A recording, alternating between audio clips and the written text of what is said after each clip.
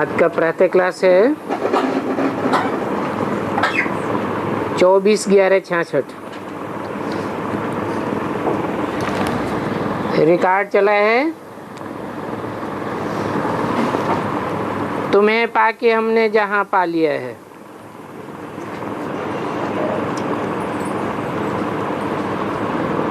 ये गीत कौन सुनते हैं? बच्चे ही सुनते हैं। और जो बच्चे सुनते हैं वो ही इसका अर्थ समझते हैं।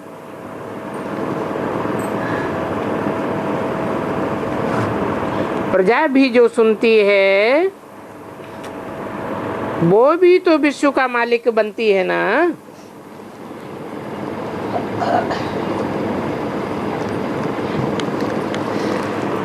जैसे भारतवासी कहते हैं कि हमारा भारत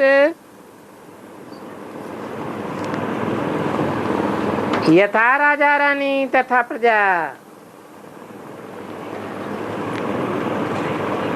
हमारा भारत विश्व का मालिक था। जैसे यूरोपवासी आए तो वो भी कहते थे हम हिंदुस्तान के मालिक हैं।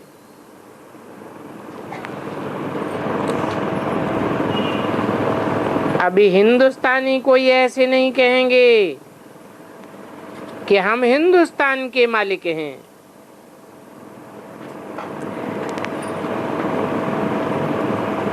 वो तो गुलाम थे।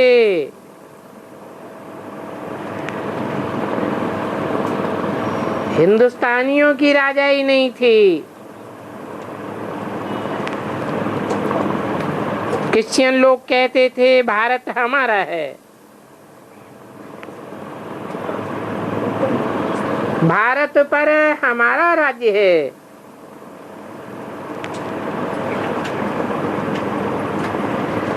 अभी तुम मीठे मीठे बच्चे कहते हो कि नई दुनिया में भारत विश्व का मालिक था।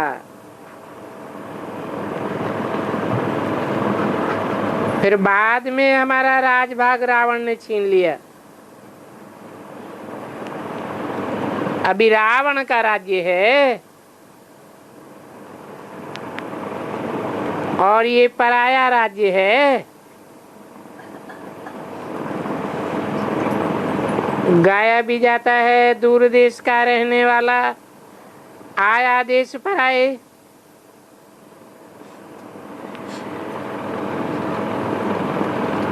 अभी तुम्हारे लिए नए राज्य की स्थापना कर रहे हैं और तुम राज्य ले रहे हो, परंतु तुम कोई के लिए लड़ते नहीं हो। अपने लिए ही तुम सब कुछ करते हो।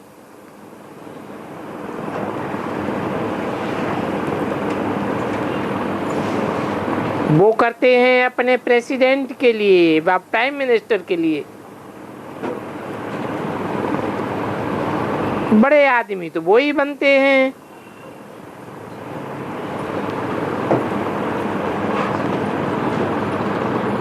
फिर भी अभी कहते हैं ना भारत हमारा है, परंतु भारतवासियों को ये पता ही नहीं है कि ये कोई हमारा राज्य नहीं है। ये तो रावण राज्य है जिसमें हम सब रहे पड़े हैं। राम राज्य में ऐसे नहीं कहेंगे कि ये हमारा है, ये पराया है। अभी तो भारत पर रावण का पूरा ही राज्य है। पहले राम राज्य था, देवताओं का राज्य था। अभी नहीं है।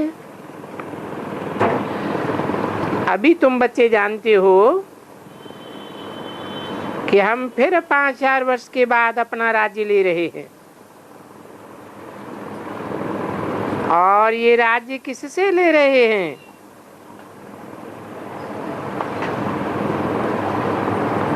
बाप से हम अपना वर्षा ले रहे हैं। राम अक्षर कहने से मनुष्य मुझते हैं।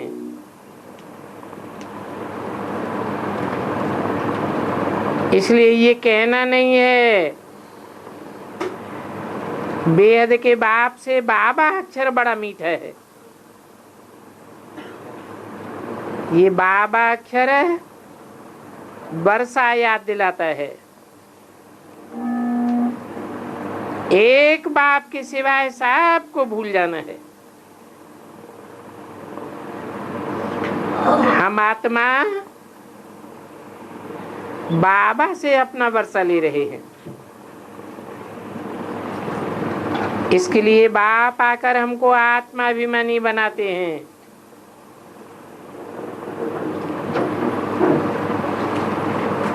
आत्मा अपना स्वराज्य ले रही है।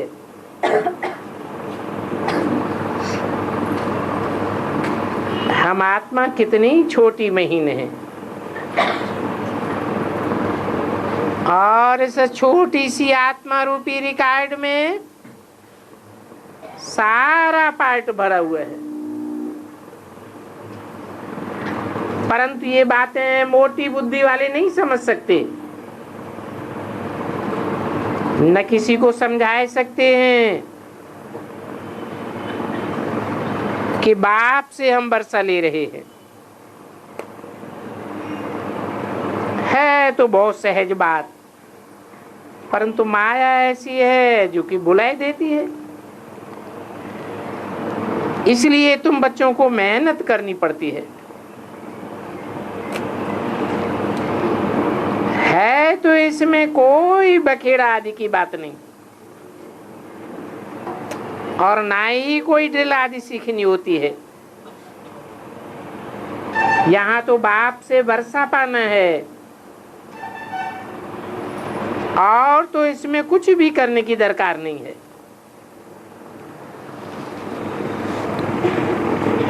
कोई शास्त्र आदि भी लाने की दरकार नहीं है। सिर्फ बाप जो सुनाते हैं वो धारणा करनी है कि बाबा से हम अपना वर्षा लेते हैं, राज भाग लेते हैं। अभी तो हमको अपने घर जाना है। किसी नाटक के एक्टर्स पार्ट बजाए फिर कपड़े बदली कर अपने घर चले जाते हैं। अभी तुमको तो नंगे जाना है। बुद्धि में यही हो कि अभी ये नाटक पूरा होता है। हम हर 5-4 वर्ष के बाद पार्ट बजाते हैं। आधा कल्प राज्य करते हैं, फिर आधा कल्प गुलाम बन जाते हैं। अभी तो हम प्रकृति के दास बन गए हैं। बाबा बच्चों को कोई जास्ती तकलीफ नहीं देते हैं। बुद्धि में सिर्फ ये बात रहना चाहिए, पुरुषार्थ करके जितना हो सके ये बात भूलनी नहीं चाहिए कि अभी नाटक पूरा होता है, बाकी थोड़ा समय है, अभी हमको जाना है। ऐसे ऐसे अपने साथ बातें करनी होती हैं। पावन बन करके वापस जाना है। हर एक बच्चा समझ सकता है कि मैं बाप को कितना याद करता हूँ। बल कोई चार्ट लिखते नहीं हैं, परंतु बुद्धि में तो रहता है ना। रात को ये बात बुद्धि में चलानी चाहिए कि हमने सारा दिन क्या क्या किया। जैसे रात को मुरादी संभालते हैं ना व्यापारी लोग, तो ये भी तुम्हारा व्यापार है। रात को सोते समय जांच करनी चाहिए कि सारे दिन में हमने बाप को कितना याद किया, कितनों को बाप का परिचय दिया। जो होशियार होते हैं उनका धंधा भी अच्छा चलता है, और जो बुद्धू होंगे उनका तो वो धंधा भी वैसा ही चलेगा। ये तो अपनी कमाई करना है। बाप सिर्फ कहते हैं मुझे याद करो और चक्र को याद करो। तुम चक्र को याद करेंगे तो चक्रवर्ती राजा बनेंगे। बात कितनी सहज। इसमें टू मच कोई आशाएं भी नहीं होनी चाहिए। गरीब लोग जो गांव में रहने वाले होते हैं उन्हों को कम आशाएं रहती हैं। शहर में रहने वाले साहूकारों को बहुत आशाएं होती हैं। गरीब तो शहर में आए इतने फैशन आदि देखते नहीं है जो उनकी आशाएं वृद्धि को पावे। वो तो अपनी गरीबी में ही सुखी रहते हैं, अपने रोटले खाने पर ही हिल जाते हैं। समझते हैं कि हमको तो बहुत खाना है। थोड़ा अच्छे शहर में रहेंगे तो फिर देखेंगे कि आशा भी होगी, ये कर लेवे वो कर लेवे। तो बाहर वालों में इतनी तमन्ना कम रहती है, साहूकारों में तो ढेर तमन्नाएं रहती है। ये भी चाहिए वो भी चाहिए। मित्र संबंधी आदि को तंग कर देंगे। गरीब अपने में ही खुश रहते हैं। बाबा तो बहुत अनुभवी है। तो ऐसे ऐसे गरीबों पर भी रहम खाना चाहिए। गरीब देखेंगे इतने बड़े बड़े आदमी भी ये ज्ञान सुनते हैं तो हम भी सुनेंगे। ये चित्र तो बाबा बहुत बनवाते रहते हैं। कोई कहते हैं बाबा हमको सर्विस का बहुत शौक है।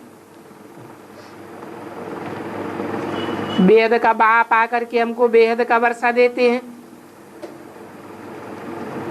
जन्म भी उनका यहाँ गाया हुआ है। वो इस ड्रामा में अनादिनूद है। 24/11/66 की वाणी का दूसरा पेज। जैसे बाप ऊंचते ऊंचे है वैसे भारत खंड भी ऊंचते ऊंचे है। अब बाप आकर के सारी दुनिया की सदगति करते हैं। तो सबसे बड़ा तीर्थ भारत हुआ। कहते हैं हे गॉड फादर हमको अपने साथ घर ले चलो। भारत के ऊपर तो सभी का लव है और बाप भी भारत में ही आते हैं। अभी तुम सब मेहनत कर रहे हो। गोपी बल्लभ की गोपियां तो तुम हो। सतयुग में तो गोपियों की बात ही नहीं है। बात तो कायदे अनुसार राजा ही चलती है। सतयुग के कृष्ण के कोई चरित्र नहीं है। चरित्र इस समय सिर्फ एक बाप के हैं। ये देखो उनका चरित्र कितना बड़ा है कि सारी पतित दुनिया को पावन बनाते हैं।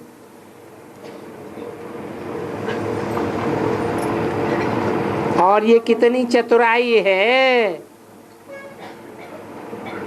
इस समय सब मनुष्य मात्र राजा मिल जैसे है। सरकार समझती है ये साधु आज भ्रष्टाचारी से श्रेष्ठाचारी बनावेंगे। बाप कहते हैं इन साधु संत महात्माओं का भी उद्धार मुझे करना है।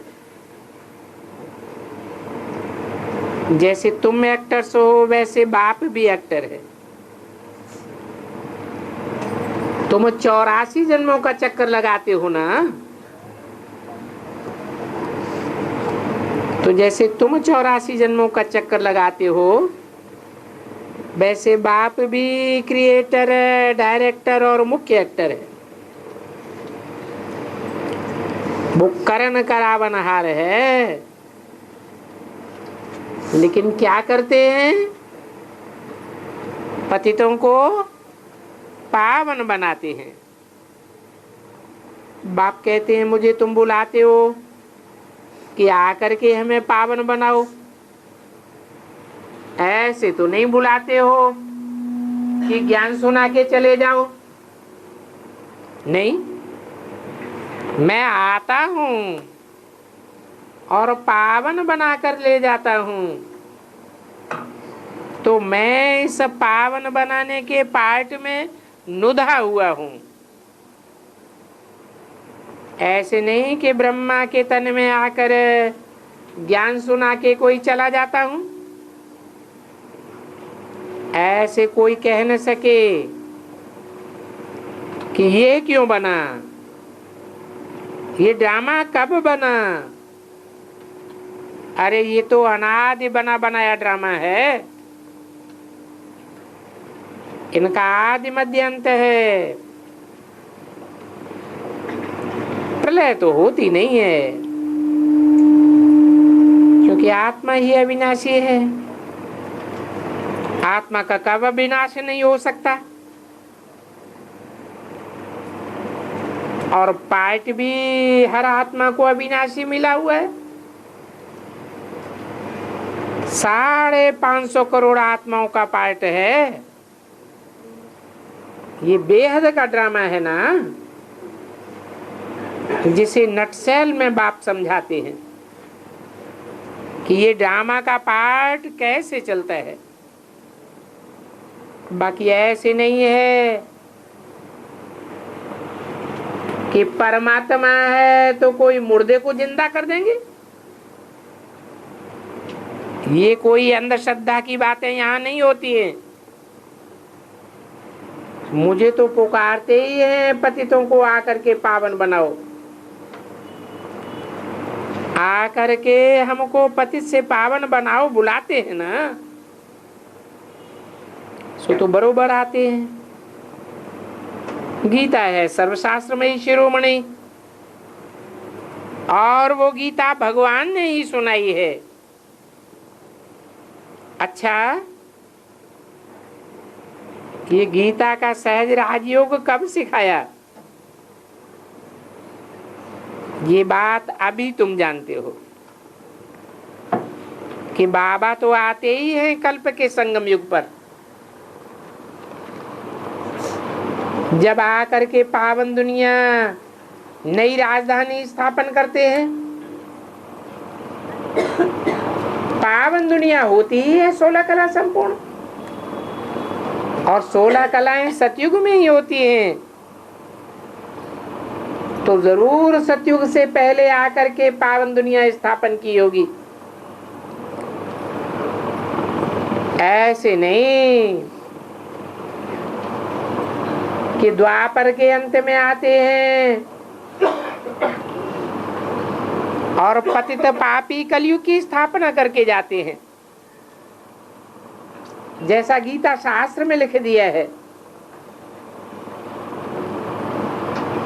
और सतयुग में भी तो स्थापन नहीं करेंगे। बात तो है ही पावन दुनिया 16 कला संपूर्ण। तो कल्प के संगम युग पर ये कुंभ का मेला लगता है।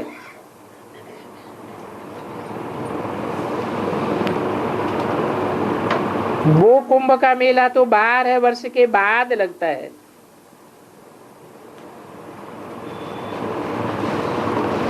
ये बड़ा कुंभ 5000 वर्ष के बाद लगता है,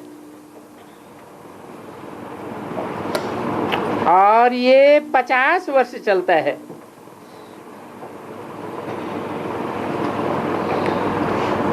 चलता ही रहता है। ऐसा कब सुना क्या कि कोई मेला 50 वर्ष चले? ये आत्मा और परमात्मा का मेला है। जबकि परमपिता परमात्मा आकर के आत्माओं को पावन बनाए कर ले जाते हैं। कल्प की आयु लंबी करने के कारण मनुष्य मुझ गए हैं। तुम तो अब समझते हो। तुम्हारी जो मैगजीन निकलती है उस मैगजीन को तुम बच्चे समझ सकेंगे और तो कोई नहीं समझ सकते।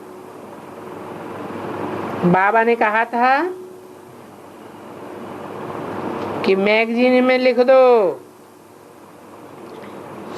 कि जो 5000 वर्ष पहले हुआ वही होता है,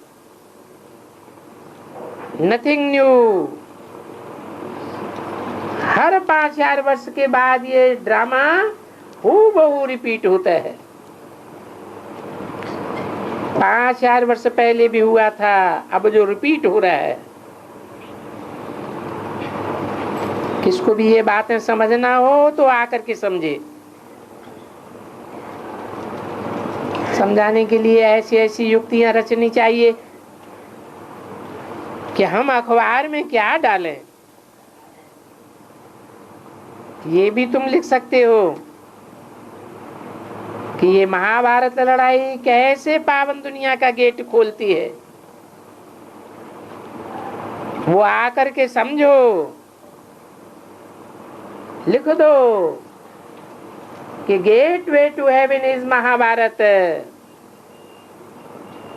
कल पहले मिसल इस महाभारत लड़ाई से सतयुग की स्थापना कैसे हुई थी, सो आकर के समझो।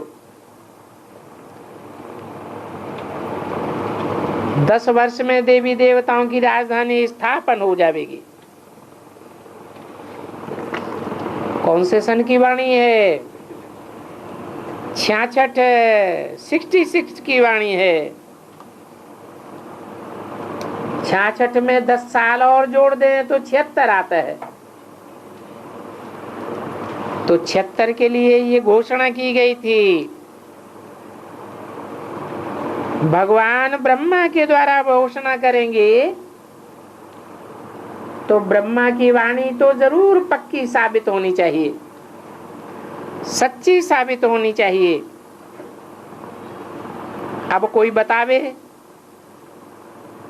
इसको कोई क्लियर करे कि 10 वर्ष में अर्थात 1976 में देवी देवताओं की राजधानी कैसे स्थापन हुई थी।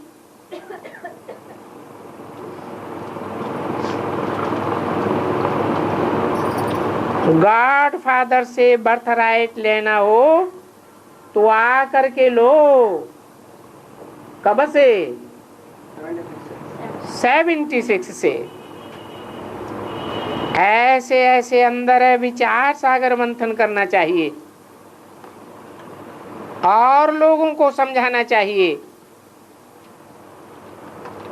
कि 76 से ये कार्य कैसे शुरू हुआ। वो लोग स्टोरी आदि बनाते हैं, वो भी उन्हों की ड्रामा में नूद है जो पार्ट बजाते रहते हैं। व्यास ने भी ड्रामा प्लान अनुसार ये शास्त्र आदि बनाए, उनको पार्ट ही ऐसा मिला हुआ है। अब तुम तो इस ड्रामा को समझ गए हो, फिर वो ही ड्रामा रिपीट होगा। अब तुम आए फिर से ज्ञान सुनते हो, जरूर देवी देवता बनेंगे। तुम जानते हो फिर से ये लक्ष्मी नारायण का राज्य होगा। बाकी तो सब धर्म वाले खलास हो जाएंगे। ये बात सिर्फ तुम ही जानते हो कि क्या क्या पार्ट हुआ, फिर क्या क्या होगा।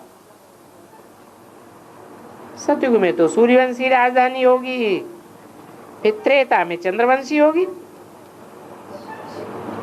उस सतयुग और त्रेता में उस समय और कोई भी धर्म की राजधानी नहीं थी। और सूर्यवंशी थे तब चंद्रवंशी नहीं थे। फिर इस्लाम धर्म हुआ, बौद्ध धर्म हुआ, ये तो सब बाद में वृद्धि होती गई। ये बातें तुम बच्चों के सिवा और किसी की बुद्धि में नहीं है। पैराडाइज लक्ष्मी नारायण की राजधानी को कहा जाता है।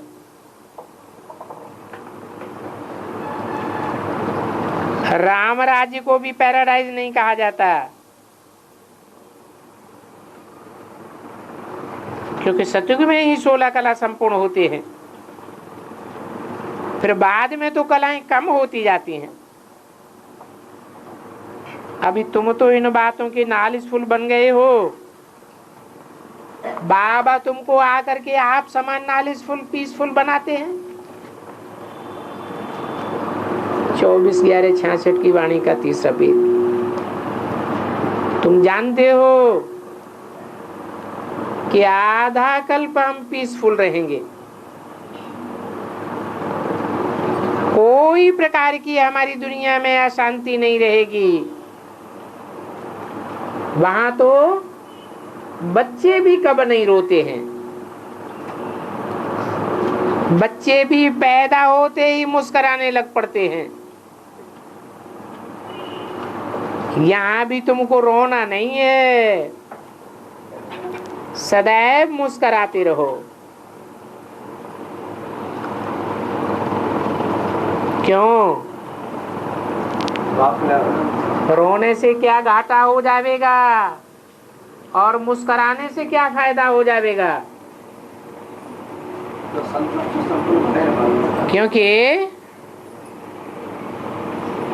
तुम यहाँ शूटिंग कर रहे हो। रोने की शूटिंग करेंगे तो वहां भी रोना पड़ेगा, और यहाँ हंसने की मुस्कुराने की शूटिंग करते रहेंगे तो वहां भी हंसते रहेंगे, मुस्कुराते रहेंगे। कोई तो ऐसे होते हैं कि खुद भी रोते हैं, परेशान होते हैं और दूसरों को भी परेशान और रोना रोना कर देते हैं। तो ऐसों को जन्म जन्मांतर कौन सी दुनिया में जन्म लेना पड़ेगा? रोने की दुनिया में ही जाना पड़े, पद भ्रष्ट हो जाएगा। तो यहाँ तुमको रोना नहीं है। ये सारा संगम मौजों का युग है। गायन भी है, अम्मा मरे तो हलवा खाओ। जिन रोया तिन खोया।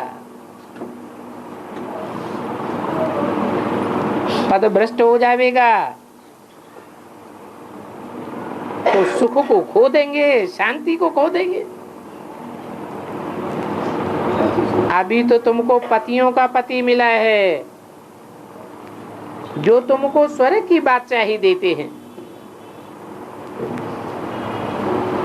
वो पति तो तुमको गटर में डाल देते हैं,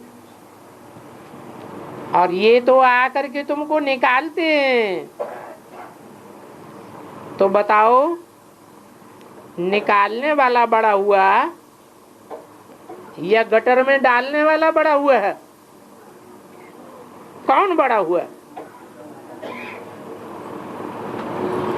और वो पति तो तुम्हारे जन्म जन्मांतर मरते चले आए। ये पति तो तुम्हारा मरता भी नहीं है, फिर तुमको रोने की क्या दरकार है? जो रोना प्रूफ बनते हैं वो ही बादशाही लेते हैं, बाकी तो प्रजा में चले जाएंगे। बाबा से अगर कोई पूछे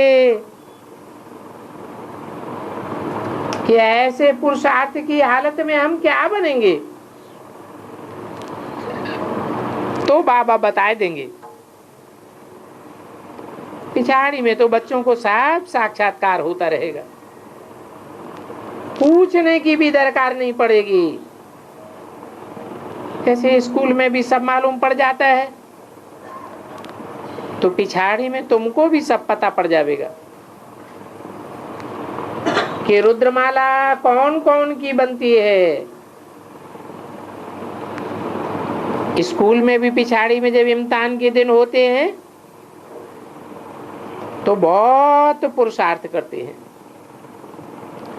समझते हैं फलानी सब्जेक्ट में शायद हम ना पास हो जावे, तो ऐसे ही तुमको भी मालूम पड़ जाएगा। बहुत कहते हैं कि हमारा तो बच्चों में मोह है,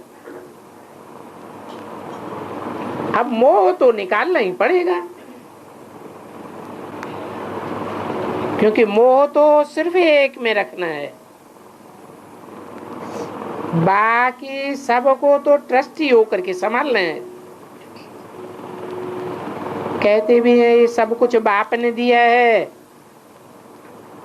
तो बाप ने दिया है तो ट्रस्टी होकर के चलो,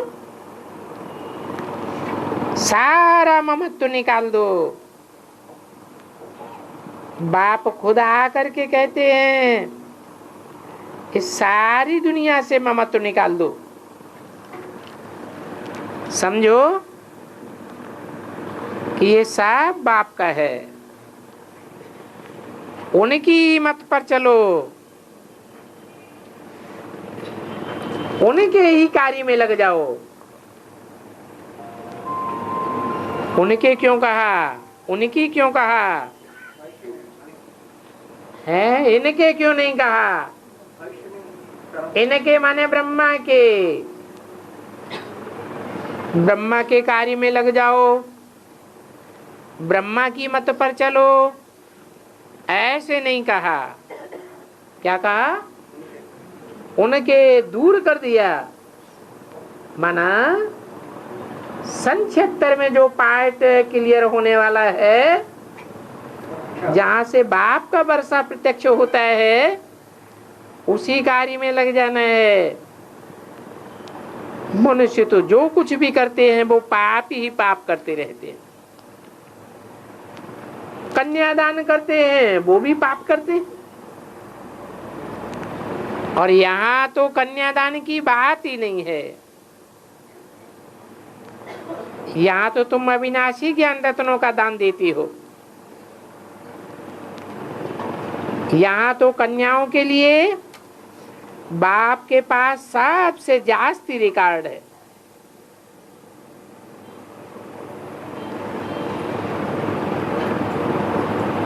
इस नरक की दुनिया में तो कितना डिसरिगार्ड करते हैं कन्याओं का, गर्भ में ही मार डालते हैं। बाप तो कहते हैं कन्या कर्म बंधन से फ्री रहती है। बच्चे को तो बाप से वर्षा का नशा रहता है, बेचारी कन्या तो बाप का वर्षा भी नहीं पाती। यहाँ इस बाप के पास मेल फीमेल का कोई भेद नहीं है। बाप तो आत्माओं को समझाते हैं। तुम भी जानते हो हम सब ब्रदर्स हैं, बाप से वर्षा ले रहे हैं, आत्मा पढ़ती है तो बाप आकर के सब बातें समझाते हैं। शिव बाबा निराकार है, जिसकी पूजा भी करते हैं। अब निराकार की पूजा कैसे होगी?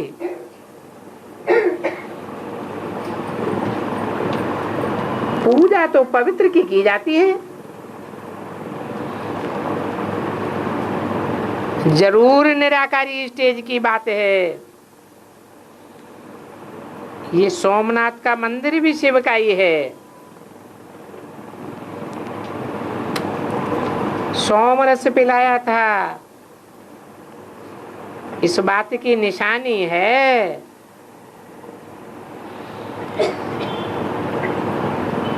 शिव बाबा की देखो कितनी इज्जत रखी है।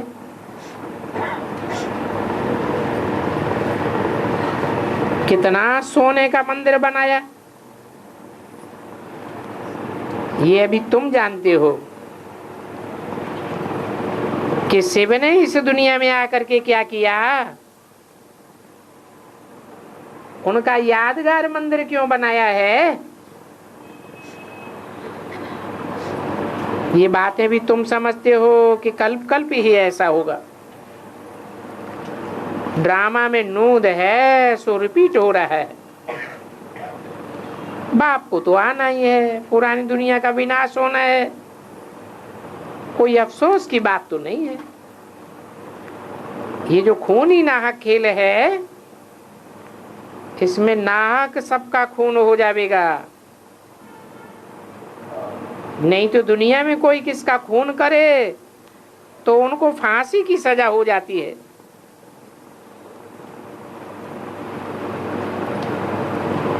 अब चारों तरफ खून ही खून होंगे, कौन किसको पकड़ेगा। ये नेचुरल कैलेमिटीज भी आनी ही हैं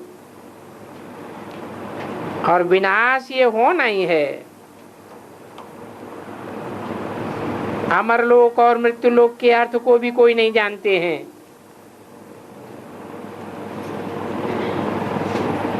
असली अर्थ क्या है?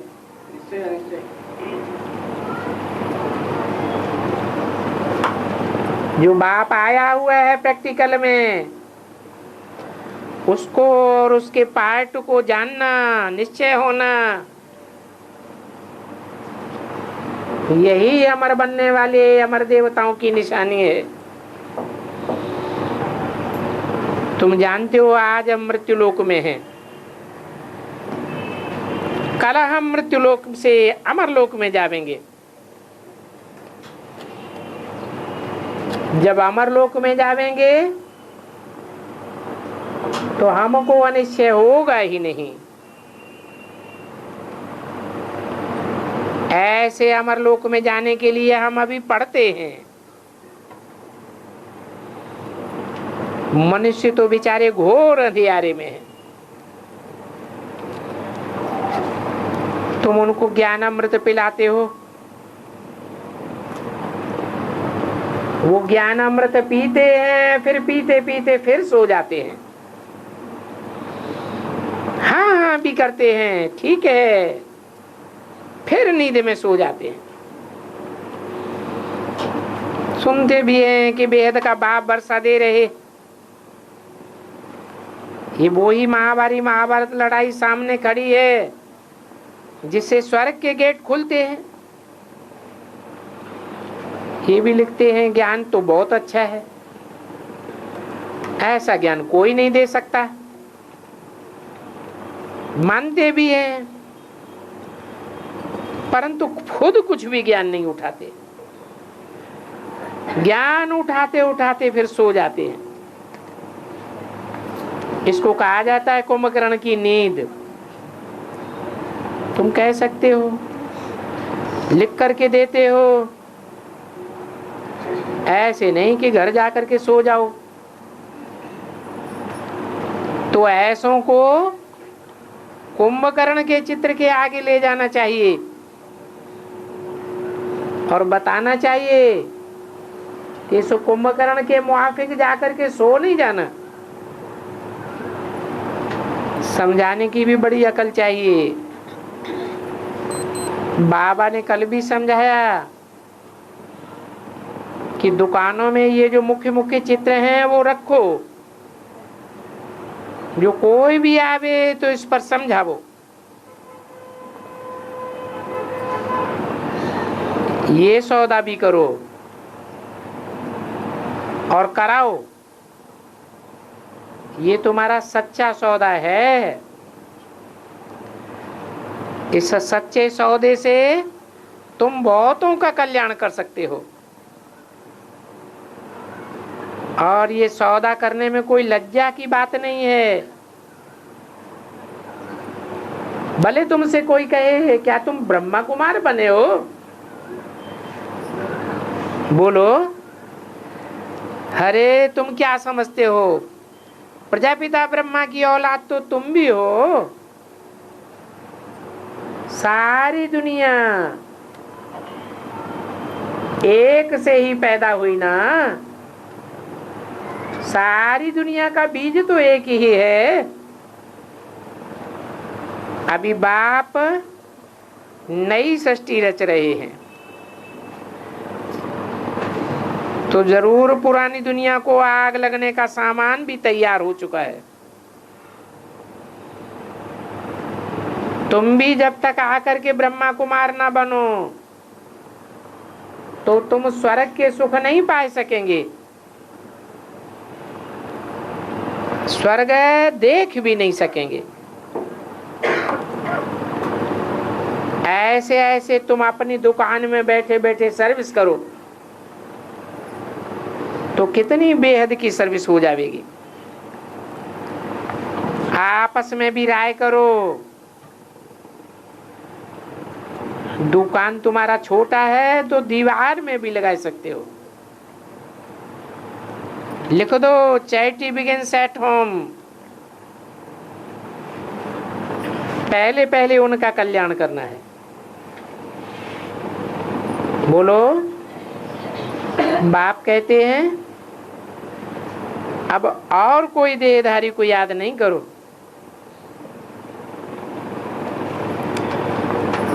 एक शिव बाबा, दूसरा न कोई।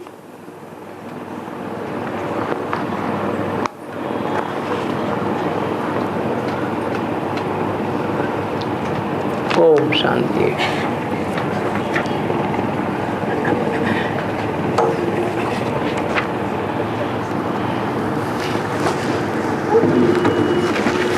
एक रात्रि क्लास है 11/12/66 का।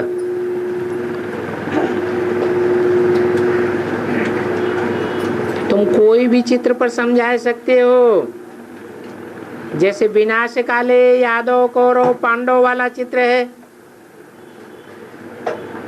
इस पर जाए समझावे कि भगवान वाच इस समय सृष्टि पर कौन कौन सी सेनाएं खड़ी हैं। एक तो है यूरोपवासी यादव, जिन्हों के बुद्ध रूपी पेट से ये मिसाइल्स निकले हैं। शास्त्रों में इनको मूसल लिख दिया है। उन मूसलों से उन्होंने अपने कुल का विनाश किया था। अभी फिर वो मिसाइल्स बनाए हैं जिनसे ये सारा यूरोपवासी संप्रदाय खलास हो जाएगा। 5000 वर्ष पहले भी यही बॉम्ब्स बने थे जिनसे यूरोपवासी यादव कुल का विनाश हुआ था। महाभारत में ये बात लिखी हुई है। ये भी लिखा है कि 5000 वर्ष पहले ये महाभारत युद्ध हुआ था, परंतु युग का नाम गलत डाल दिया है। उन्होंने लिख दिया है द्वापर के अंत में ये महाविनाश हुआ, परंतु वास्तव में ये सतयुग आदि और कलयुग के अंत की बात है।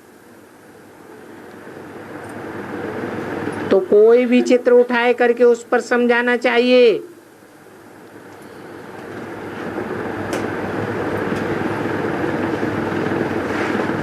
हम होते तो प्रदर्शनी में ऐसे ऐसे समझाते। ये मूसल महाभारत लड़ाई के समय के मशहूर हैं। इन्हें मूसल कहो, मिसाइल्स कहो, ये साइंस के घमंड से निकले हैं।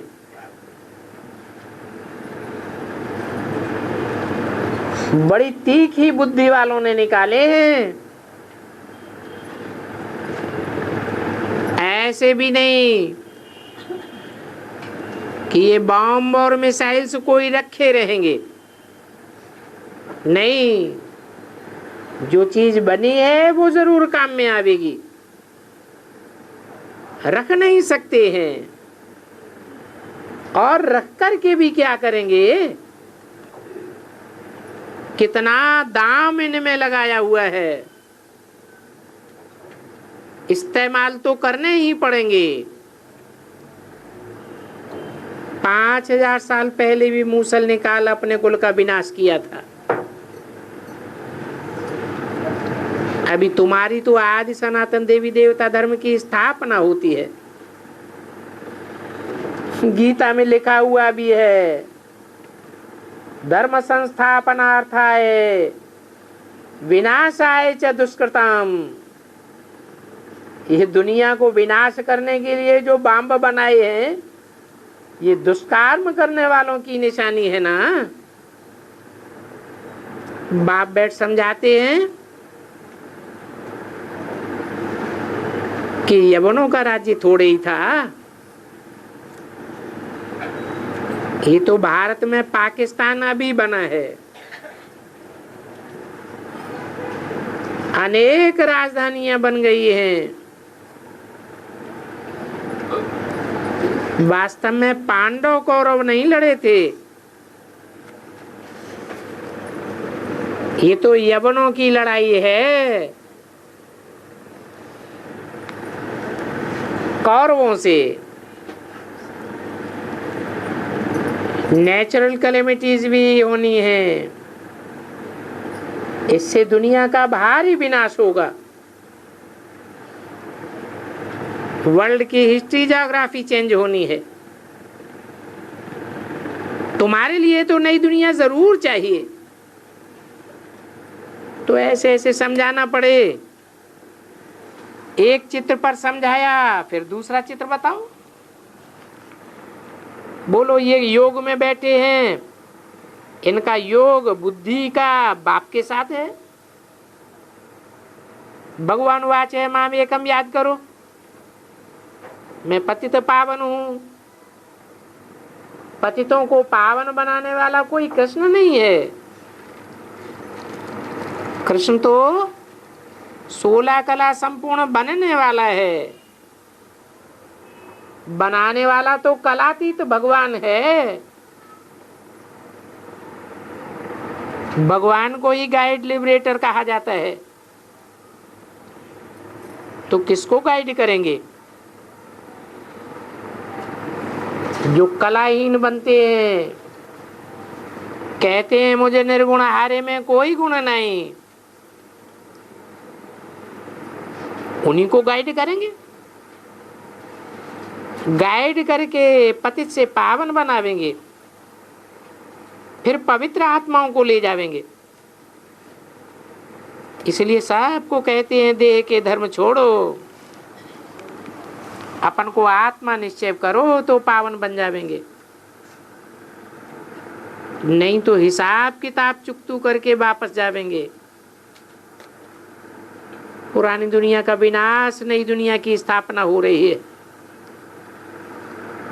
अभी हम बाप को याद करते हैं, माया बुलाई देती है।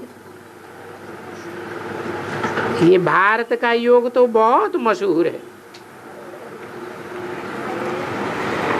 उसके बाद और चित्र उठाने चाहिए।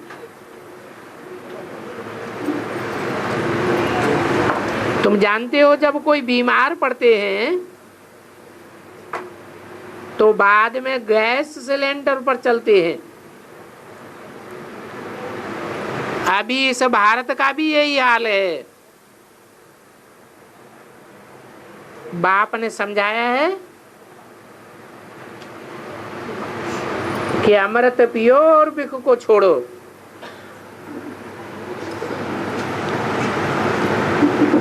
ये बिख मांगते हैं, हम पवित्र बनना चाहते हैं। सतयुग में तो थी ही 22 दुनिया। तुम जानते हो योग बल से क्या नहीं हो सकता है। तो चित्रों पर समझाने की यहाँ रोज प्रैक्टिस करनी चाहिए। ऐसे करने से तुम्हारी उन्नति भी होगी। चित्र तो बहुत हैं, त्रिमूर्ति पर भी समझा सकते हो। इसमें सारी हिस्ट्री ज्योग्राफी आ जाती है। ऐसे ऐसे करने से तुम सबके मुख खुल जावेंगे। फिर तुम रूहानी सर्विस करने के लायक बन जावेंगे। अपनी उन्नति भी करेंगे। भूतों को तो भगाना ही है। बाबा जब बाहर जावेंगे तो कभी किसी को अलाउ नहीं करेंगे। दिन प्रतिदिन स्ट्रिक्ट होता जाएगा।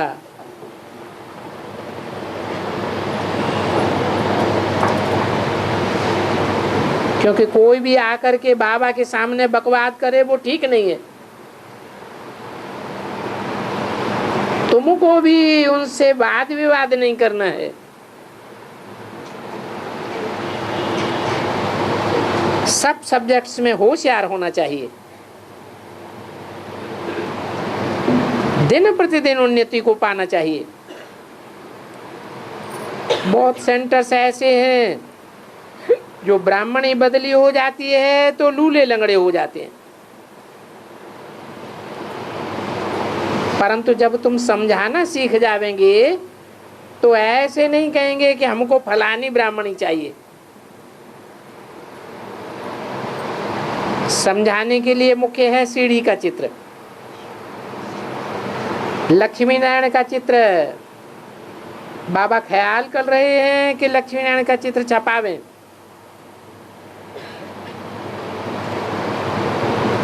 3x40 4 साइज में छपा सकते हैं। ऐसे चित्रों पर कोई न कोई जरूर जाग पड़ेंगे। तो बाबा भी लिख देंगे अच्छा करके छपाओ। प्रदर्शनी डिपार्टमेंट वालों की बुद्धि बहुत चलनी चाहिए। कौन कौन से चित्र जरूरी हैं जो छपाए भी सकते हैं। नहीं तो बाबा समझेंगे कोई सेंसिबल बच्चे हैं ही नहीं। बाबा कहें कि मुख्य जरूरी छोटे छोटे चित्र छोटे सेंटरों को भी मिल जावे तो वो भी सीखें। समझाने वाले आइडिया भी दे सकते हैं। बाबा ये चित्र भी होनी चाहिए। चित्र तो नंबरवार भी है ना। बाबा लिखेंगे छोटे सेंटर्स के लिए छोटे छोटे छपाओ, बड़े सेंटर्स के लिए ट्रांसलाइट के भी बना सकते हो। प्रदर्शनी कमेटी का ख्याल चलते रहना चाहिए। दिल्ली में सुदर्शन बच्चा बहुत अच्छा है। उनकी बुद्धि बहुत अच्छी है। तो चित्रों पर भी ध्यान देना चाहिए। बाबा समझेंगे अच्छे बाबा के मददगार हैं, ये दिल पर भी चढ़ेंगे। रोज चित्रों पर अभ्यास करके समझाओ। तुम्हारा ये शरीर भी बहुत वैल्यूबल है। जब तक जीना है तब तक ज्ञानामृत पीना है। कोई लूला हो, लंगड़ा हो, बोड़ा हो, ये सब कमाई कर सकते हैं। अपने भविष्य के लिए ही करेंगे। भले कोई सोया पड़ा हो उसको भी मुरली चैनल सुनानी चाहिए। क्लास करने के लिए तो उल्लास होना चाहिए। बीमार हो तो उनको जाकर के गीता सुनानी चाहिए। शिव बाबा कहते हैं मामेकम याद करो तो तमो प्रधान से सतो प्रधान बन जाएंगे। तो ऐसे ऐसे सर्विस का बच्चों को बहुत शौक होना चाहिए। अच्छा, ओम शांति।